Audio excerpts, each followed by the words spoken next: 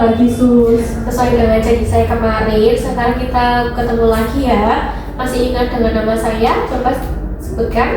Suster Dian. Baik, sudah benar ya. Bagaimana perasaan Ibu hari ini? Sudah lumayan membaik ya Sus. Baik, saya akan melanjutkan pertanyaan lagi ya. Seberapa sering Mbak mendengar suara-suara yang tidak diinginkan? Sudah berkurang ya suara tersebut. Berapa lama suara yang Mbak dengar berlangsung?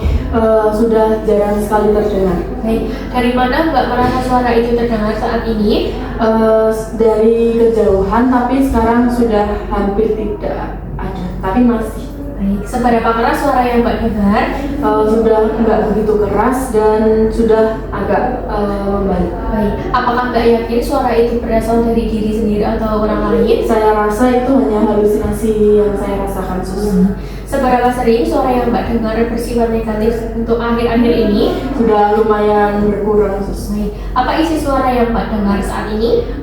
Mengejek tapi sudah berkurang. Baik, seberapa sering Mbak merasa tidak nyaman karena suara yang Mbak dengar akhir-akhir ini? Sudah lumayan nyaman Sus. Baik, seberapa besar ketidaknyaman yang Ibu rasakan setelah dilakukan kegiatan kemarin? Sudah membaik keadaannya.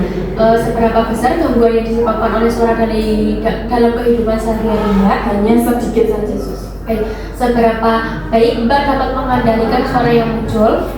Sudah bisa Sus. Baik, apakah Mbak masih ingat ada beberapa cara yang sudah saya ajarkan untuk mengontrol halusinasi Mbak? Masih ingat Sus. Coba sebutkan apa saja dan bagaimana cara melakukannya. Untuk yang pertama itu dengan cara menghardik, kemudian dengan cara bercakap-cakap dengan orang lain Sus. Oke, baik, sudah benar ya, berarti sudah Baik, melakukannya.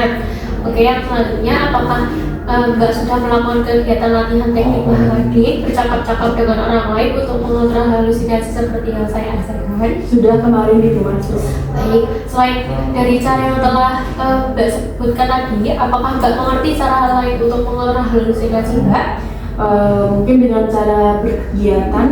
Baik, benar sekali ya. Jadi hari ini kita akan melakukan latihan kegiatan agar bisa mengontrol halusinasi Mbak.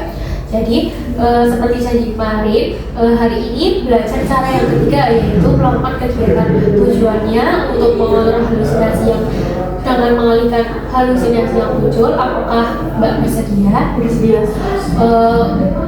Mbak mau berapa lama kita berbincang-bincangnya? Mungkin 15 menit cukup Sus. Oke, baik, 15 menit ya. Di mana enaknya kita mau berbincang-bincang Mbak? Di sini saja Sus. Oke, di sini saja ya. Berarti sudah nyaman ya Mbak? Sudah Sus. Baik, sebelumnya saya akan menjelaskan terlebih dahulu ya Mbak. Yang pertama, apakah Mbak sudah mengerti apa yang dimaksud dengan mengontrol halusinasi dengan teknik beraktivitas sehari-hari? Belum Sus. Baik, jadi yang dimaksud yaitu mengontrol halusinasi dengan teknik beraktivitas sehari-hari adalah upaya mengalihkan perhatian Mbak dari halusinasi melakukan kegiatan yang rutin dan bermanfaat. Tujuannya apakah Mbak sudah tahu? Belum Sus. Baik, untuk tujuannya yaitu untuk mengurangi intensitas halusinasi, membantu penderita lebih mandiri, serta menjaga kestabilan kondisi mental. Hal yang harus dipersiapkan apa Ibu untuk kegiatan hari ini? Belum tahu Sus. Baik, untuk hal yang harus dipersiapkan yaitu waktu, lingkungan dan lingkungan yang aman serta dukungan keluarga atau pendamping. Untuk caranya ya saya akan jelaskan ya Bu ya. Kalau sudah mengerti, saya praktikkan terlebih dahulu ya. Nanti Mbak bisa prakteknya setelah saya. Kalau kita akan merapikan tempat tidur, kita pindahkan dulu bantalnya dan gurunya terlebih dahulu. Lalu kita pasang spraynya. Tetapi sekarang kita akan melakukan kegiatannya hanya merapikan spray, menata bantal dan melipat selimut saja ya. Baik Sus. Setelah itu kita rapikan, kita tempatkan ke tempat sebelah setelah dibereskan. Apakah Mbak sudah paham? Sudah Sus. Baik, jika Mbak sudah paham, kita mulai kegiatan terlebih dahulu ya. Mari ikut saya untuk bednya sudah saya siapkan. Nanti ibu bisa melakukannya secara mandiri, tetapi saya tetap dampingi. Mari Mbak begini saya.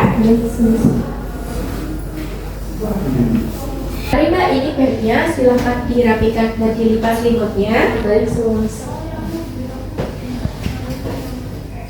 Begini kan ya, Sus? Iya, betul. Nah, pelan-pelan aja. Yang sebelah situ belum rapi.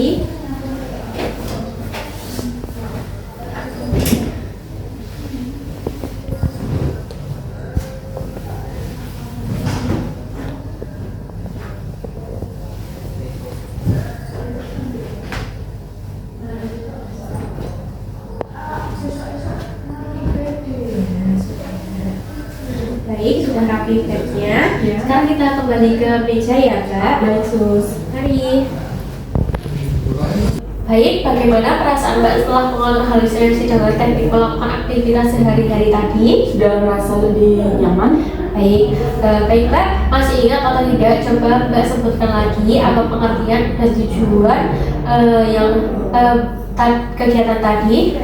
Jadi untuk kegiatan merapikan tempat tidur yaitu salah satu cara untuk menolak atau mengatasi halusinasi yang muncul. Tujuannya yaitu agar pasien tersebut bisa lebih nyaman dan terhindar dari suara-suara yang tidak diinginkan. Baik, bagus sekali ya Mbak ya.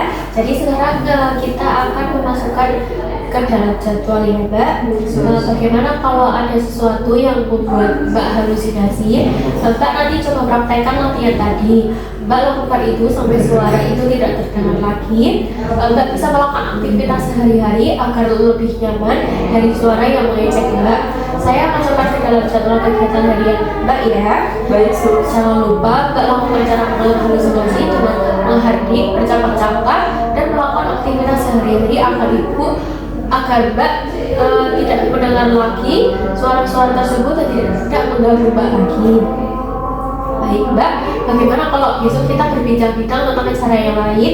Baik, Sus. Jadi cara yang keempat yaitu dengan minum obat untuk mengendalikan halusinasi Ibu. Apakah Mbak sudah bersedia?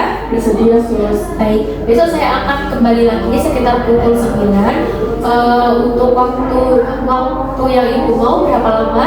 Mungkin 15 menit. Baik Mbak, tempatnya Mbak mau di mana?